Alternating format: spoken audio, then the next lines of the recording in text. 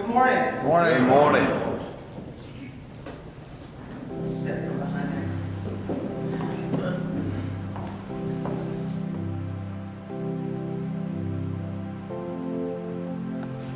I know that I have the ability to achieve my definite purpose in life. Therefore, I demand of myself persistent and continuous action towards its attainment.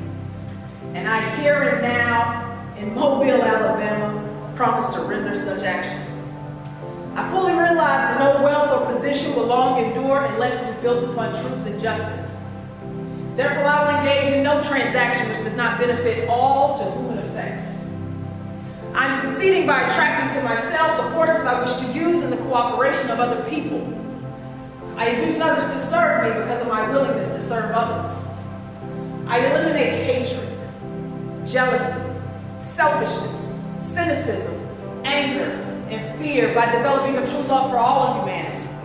Because I know that a negative attitude towards others will never bring me success. I cause others to believe in me because I believe in them and believe in myself. See, this is my creed. This is my quest. To never stop striving for the top. To always keep moving forward. To always be the very best I can be. Because I am the power. I am the magic. I cannot be stopped. I am a winner. I promise to always be true to myself because I'm the master and creator of my universe. And I'm responsible for making a positive difference in the world and to the quality of life in it. I live in constant, never-ending improvement. That's my statement of truth. I tell myself that every morning to remind myself of who I am. So while Barbara said a lot of things about basketball, that's just a little layer. That's the surfacing part.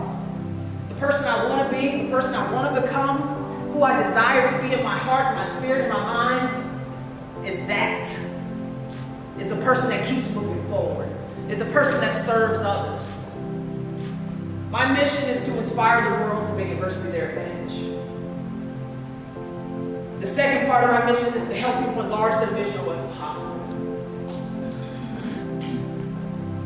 A year ago, I walked into my boss's office, April 2017. Walked into my boss's office, the head coach at UNC Wilmington. And I resigned from college athletics. 30 years, I've dribbled a basketball, I've shot a basketball, or I've taught people how to do that. Worked on a college campus for 14 years. Played at Wake Forest University. Picked up a ball for the first time at the age of 8. It's essentially what I always thought I would always do.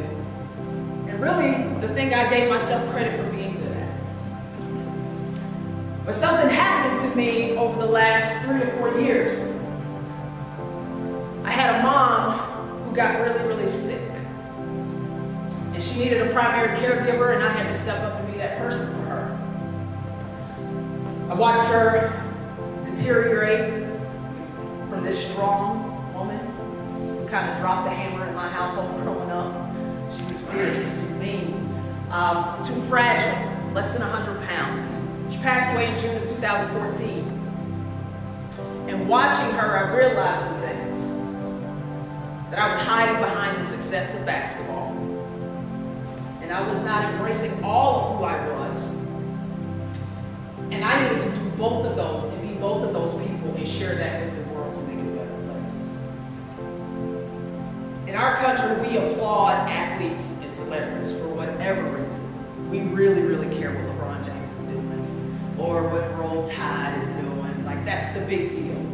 But the people in the community who are actually making a difference in people's lives, people on the ground floor helping and serving, I don't think we get enough attention. I'm here to want to put the spotlight on that, because that's more important than coaching basketball. I talk about adversity for a number of reasons. Because I know it well and it knows me. I think adversity, left unattended, will kill you. I think it's the #1 killer in our country. I think stress left unattended leads to adversity. Adversity left unattended causes dis-ease. My mentor, Bob Proctor, who's one of the great personal development teachers, calls it dis-ease. Dis-ease in body. And I was having some dis-ease in my body, watching my mother pass away, trying to become a strong, confident woman who was continuing to evolve and embrace herself and love herself and serve others with a smile and fail in front of the crowd, because that's what you do when you're a coach. You fail a lot and people get to talk junk about you. But I was trying to do all these things and become the best version of myself, and like I told you before, I was leaving some things out. And so let me tell you, I was an adopted child. So I spent the first 3 months of my life in an orphanage. Now, I don't know if anybody in here has been adopted, but that kind of messes with your head when you get older. You start realizing that your biology, your mother and father who had you, kind of said, we'll pass. That kind of messes with you. And my adopted parents, who I think their intentions were good, my father bailed out. He didn't come to any basketball games, and I played a lot of them. He didn't come to watch me coach any teams, and I coached a lot of games. He wasn't there. He didn't support me. That kind of messes with you too. Not having a father around, someone that loves and supports you. My mother, whose intentions were good, execution wasn't the best. She got married 5 times. Her second husband sexually abused me. She had over 50 foster kids living in and out of our home. It ended up being kind of like a group home. But I had that little basketball, and that was my safety net. And for 30 years, I hid behind that basketball and didn't tell the world the other parts of me. But as I sat in that hospital room with my mother for 2.5 years, sitting at the foot of her bed, supporting her, loving her, nurturing her, mending our relationship, because I spent a lot of time hating her, that messes with your head too. In my healing, I realized, I'm stronger after this whole journey. And I want to do more with my life than just hide behind the sport of basketball. So I started this company because I coached a lot of girls, young adults, who were going through the same thing. And I'm probably looking at people who are going through similar things. People who have issues, unspoken traumas, unspoken wounds that carry over into your adulthood, and you give them to your children, and you give them to your coworkers, and you spit out things into your community that you wish you didn't, but you don't know why you're doing it. Because we have unspoken wounds, or we adopt toxic behaviors. And so, I talk about adversity because I know it well. And it knows me. And if I can do anything to help people turn the worst things in your life into an incredible force of energy that causes you to transform and transition people's lives for the better, that's what it was all for. And so that's what I use my circumstances and my adversity for. And so refuse to lose is just that. I decided that all those things, my fair share of watching people pass away and leave my life, my fair share of basketball games won and lost, whatever that may be, my adoption, my sexual abuse, growing up in a home that was just totally no child should ever grow up in. That's me. So all those nice things Barbara said may have given you some sort of perception that that's surface. I like to go between the ears to what really matters. So that's what my company is about. And so I'm on a mission to do that. And I like to give practical strategies to help people with their adversity. And it doesn't matter if the adversity is sexual abuse or domestic abuse or alcoholism or drug addiction or whatever it might be, or somebody cuts you off in traffic, or your boss just speaks to you the wrong way, or you just keep getting hit with a bunch of no's and rejection and rejection. I don't know what your adversity is, but we're all signed up to have some. I've created these strategies to help me move forward with excitement and urgency, even when the walls feel like they're closing in on me, even when I fall flat on my face. I'm like the get back up queen. I'm like Rocky. I love Rocky. It's my favorite movie. Anybody love Rocky? I say the best thing that ever happened to me growing up. Yeah. That's me. Like 1 in a million odds. I like to have that feeling, and I like for other people to believe that that's part of them as well. And that if we believe in ourselves that much, we believe that we do have infinite potential. And our spirits are perfection. And everything else outside is circumstance. And we can choose to believe those circumstances, or we can live within our imagination and create the future we want. That's what I'm into. So I created 7 strategies. I'm currently writing a book. The book will be done at the end of August. Let's write 7 strategies to make adversity your advantage. That's acknowledging what it is. Acknowledging your behaviors, why you're having them. I got out of college, and after I couldn't play basketball anymore, basketball's a little bit of therapy. Exercise is therapy. So I didn't have therapy growing up, but basketball was my therapy. But I had to stop playing. I graduated in 2002 from Wake Forest University, had a degree. Only thing I knew how to do was play basketball. I'm like, what do I do now? How do I get a place of comfort where I'm accepted? I started drinking a lot. I had a grandmother who loved me more than anything. She loved me more for 10,000 people. I didn't feel love in my home. My mother never told me she loved me. I never heard my father say I love you. But that woman, my grandmother, made me feel it. I walked into a room and you could see it in her body, like in her eyes. When she left, she passed away from lung cancer, right when I was getting out of college, and that was tough for me. So I started sleeping with Jack a lot. You know who Jack is? Some of y'all were sleeping with Jack last night. I started sleeping with Jack, and it was tough. And I didn't, as an athlete, I didn't partake in any alcohol, anything. I didn't have that kind of college life. I had a sports-oriented college life, and academics were very hard for me, so I needed to focus. But I got out, and I didn't know what to do. I didn't know how to handle all of these things that I didn't know what to do with. They were coming to the surface and challenging me. And I was sad, and sadness unattended leads to anger. So that became anger. And I drank a lot just to feel comfortable. I got a DUI driving down a one-way road in Asheville, North Carolina. And that was a wake-up call. I don't have a mom. I don't have a dad. My grandmother's gone. Who's going to get you out of your stuff when you get into jail?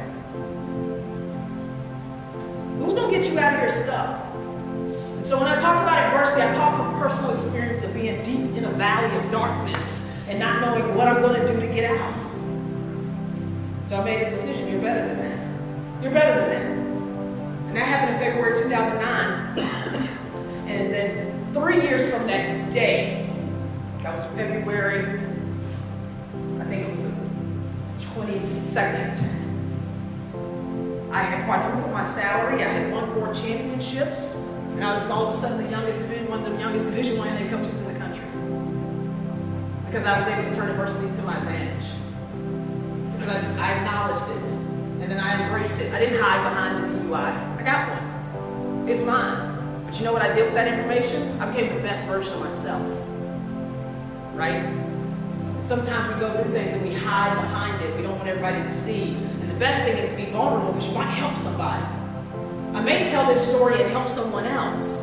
I may tell a story about being sexually abused and help someone else, or being adopted, or losing a loving grandmother. I may help somebody. That's what we're all here to do, service. We don't go through things just for us. We go through things to add value to the lives of other people, because none of us are perfect. And so I'm on that mission of acknowledging and then accepting who I am, all of it, every single thing, and then rewriting the story like I did after I got that DUI. Like, no more, I'm better than that. I'm better than that. To look myself in the mirror and understand who I am and whose I am. See, I'm a woman of strong faith. I believe in God. And I know that I was created in His image. Perfection. And there are no mistakes. Not my adoption, not our interaction here today. So when you're adopted, you understand nobody was an accident. You didn't get to choose your parents. They didn't have you. You had to stick with it. Some of you might like that, some of you might not. But I know that none of this is a coincidence. That happened because that needed to happen. This needed to happen. That needed to happen. And I need to be here right now, talking to someone about servicing their communities or servicing somebody else better, leaving a ripple effect in the world that lasts way after you're gone. And so I rewrote the story, and then I modeled behaviors of others. I didn't have it in my home. So community is huge. People who provide services into my life that they didn't have to. I can't tell you how many people in High Point, North Carolina stepped up on my behalf because my mom had to work 3 jobs to pay the mortgage. She couldn't get me to practice. I never played basketball. It was just up to her. She couldn't take me to places. She needed help and assistance from the community, and the community did that. And so I modeled the behaviors of others, and I still model the behaviors of others. I can't wait to hear these two women speak today so I can model their behaviors, because I'm trying to be a really good entrepreneur. And I don't know if I'm good at it right now. Actually, I'm not very good at it right now. So I want to model the behaviors of people who are getting it done. And I also want to model the behaviors of people who have turned adversity into an advantage, because that's liberating. Because it gives me power. The first time I heard someone say they were sexually abused was Oprah Winfrey when I was 23 years old. I was like, wow, you were? Never heard anybody say that. Why? Because that doesn't happen to anybody but me? You're right. You're right. She said that. It liberated me. She's a woman like me. It liberated me. She's strong and confident, and she's a leader, and she's trying to get herself out of a situation, and she was mad at her mom too, just like me. Wow. I can do something. If she can do what she's doing, I can do a little bit. And so modeling the behaviors of others is key. And then the other thing is empathy and gratitude that I learned. Powerful lesson I had to learn the hard way. Oprah talked a lot about gratitude, so I trust Oprah. I do everything she says. She says, write a gratitude journal. I'm in there like, okay, had a great day today. So, gratitude. What am I deeply appreciative for? I'm deeply appreciative for my grandmother. Because had it not been for her love, I'd have been someone who nobody ever told them they loved them until I was 23. I'd have been in my 20s before I ever heard the word I love you, if had it not been for that woman. Now that may seem like something sad to you, but I'm so happy I had her. I'm so grateful I had her. So being grateful for those things attracts more of those great things back to me. And I look at the world through the lens of gratitude. I'm so grateful Jean chose me to be here today. I'm so grateful that the people that are here. And the ones who wanted to sleep in just missed out. All of them. But the empathy part is how you see others. And I think that's so important for business. I don't know what you do in business. I don't think it's important. I think what's important is how you see others and how your work is going to impact others. And if you don't see yourself in someone else, you can't service them. And for a long time, I hated my mother because she wasn't the woman I thought she should have been. The mother I thought she should have been. She's doing the best she could. And when I watched her leave this earth sitting at her bedside for 2.5 years, I grew empathy for her. I saw myself in her. She was looking for love too, Adele. She didn't have it all figured out either, Adele. She was trying the best she could. She was working 3 jobs. I was blaming her for a lot of things. I needed to see myself in her. I think if we all can see ourselves in each other, black, white, gay, straight, male, female, doesn't matter. We're more alike than we are different. That's important to know. It allows me to serve you better with intention and love. I want to be that type of person. That's key to making adversity your advantage. The other thing is stating a cause.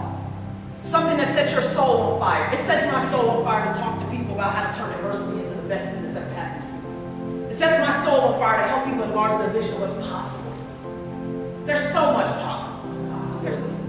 There's so many things you can do today that can change the world forever. There's so many things. And it doesn't have to be the big thing. It can just be pick up the phone and tell your mother you love her. Because you never know. It could be correcting a relationship before it's too late. So stating your cause. My cause right now is to run, refuse to lose, and help as many people as I possibly can, one person at a time. The last part of I have 7 steps to make adversity your advantage. The last one is to share it with the world. Share it with the world. Because I know I have to help somebody. I know your story is going to help somebody. Serve others. I use my story to serve others. I was a basketball coach. My players don't like just bullet points and advice. They want my testimony. They want to know the time that I was out on the basketball court and I turned the ball over 6 times in a game. And when I couldn't make my sprints. They want to know when I failed my test. It's liberating for them to hear me say, well, you know what? I struggled in school too. I wasn't the best student. Tried, I struggled. Yeah, I struggled my freshman year, my sophomore year. Your kids need to hear your mistakes. That's more liberating than your rules. And so when you share who you are with the world, you're open to strengthening yourself. Now we have more pride in all the things we've been through. It's liberating for you, but it's also helping someone else. So in closing, before we go into our panel here, which I'm really excited about learning, there's a very important message from one of my heroes, American heroes, James Baldwin, who was, he had this quote, and it was around the 60s, civil rights movement, all these other things, life is hard for African Americans in our country. And he said this, which I kind of take with me now about my personal adversity, but I want to share it with you in closing. Not everything that is faced can be changed, but nothing can be changed unless it is faced. So whatever you're dealing with in your communities, whatever you're dealing with in your own personal life, right? It can't be changed unless we face it. And you may not be able to change everything, right? We can't change everything. But if I keep turning my back to who I am, I keep turning my back to the problems in my community, or the adversity in my home, or whatever it might be, then we got no choice, and it never change. So thank you.